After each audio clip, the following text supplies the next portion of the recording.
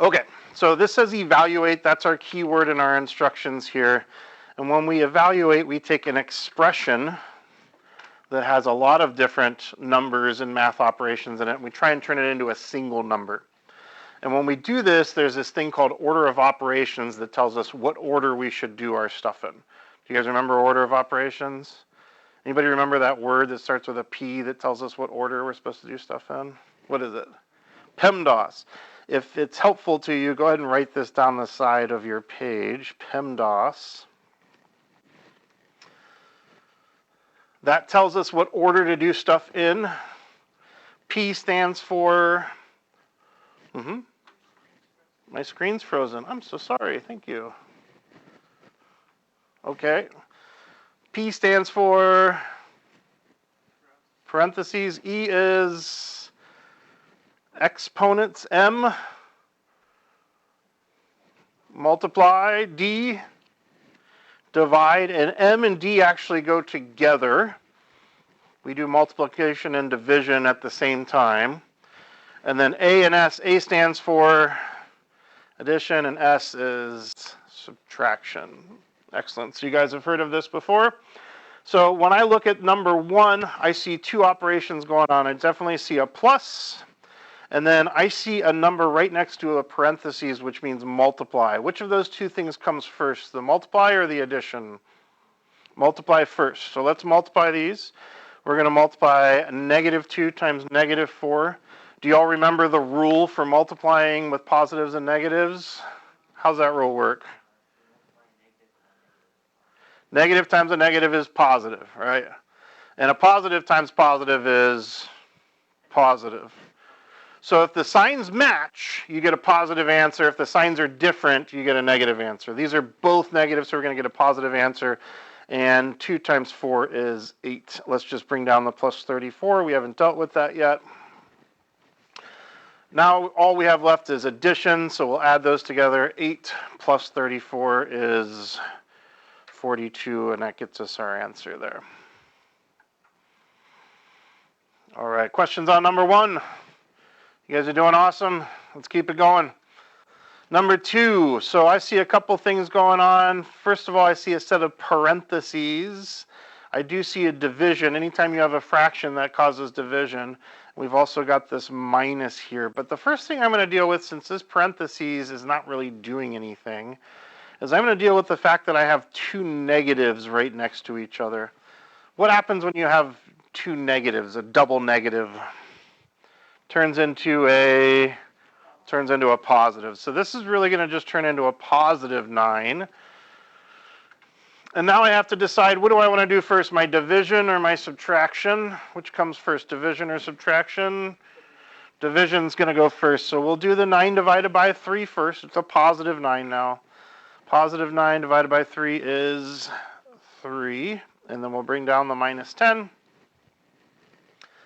And now we'll go ahead and finish it up. All we have left here is our subtraction, 3 minus 10. Now these get a little bit tricky when you've got a positive and a negative number that you're combining. I stole this from another math teacher. Have you ever heard of the tug of war before? You guys know the game tug of war, right? You got 2 teams pulling on a rope. So when you've got a positive and a negative, they're combining. It's kind of like a tug of war. Who's going to win? Who's got the bigger number, my positives or my negative team? Which number is bigger? The negative team's bigger, right? Negative team's going to win tug of war. So my answer is going to be negative. So the bigger number is going to win the tug of war battle. That's going to tell you whether you're positive or negative. And then we just got to figure out what is 3 minus 10.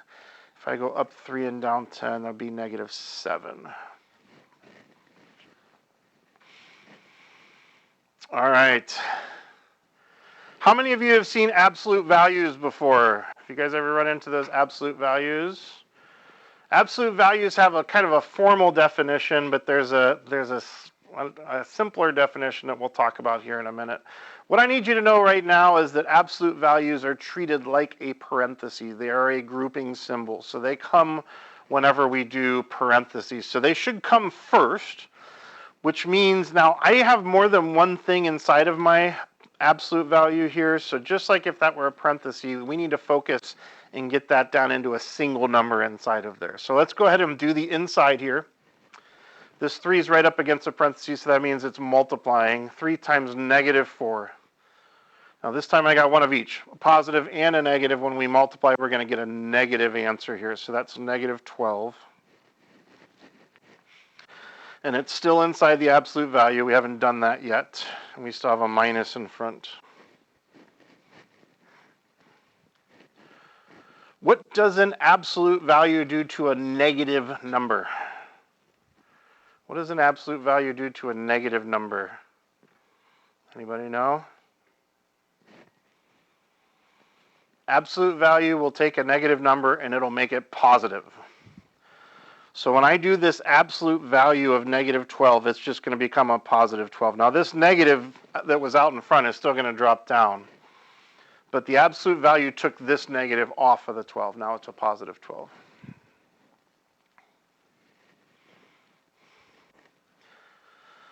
And then there's nothing left to do now. It's just negative 12. That's our answer.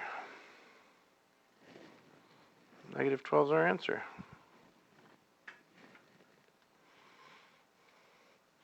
I'm going to squeeze one more problem in between here.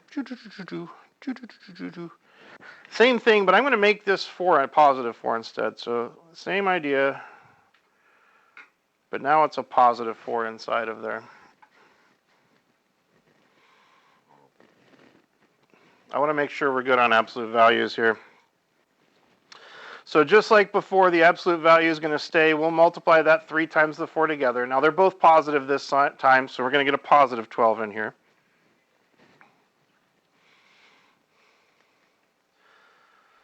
What does an absolute value do to a positive number?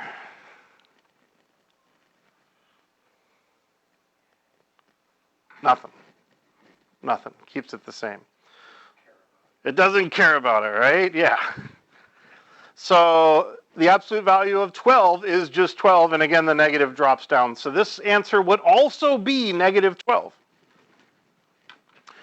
So an absolute value will take a negative off of a negative number, but it doesn't do anything to a positive number.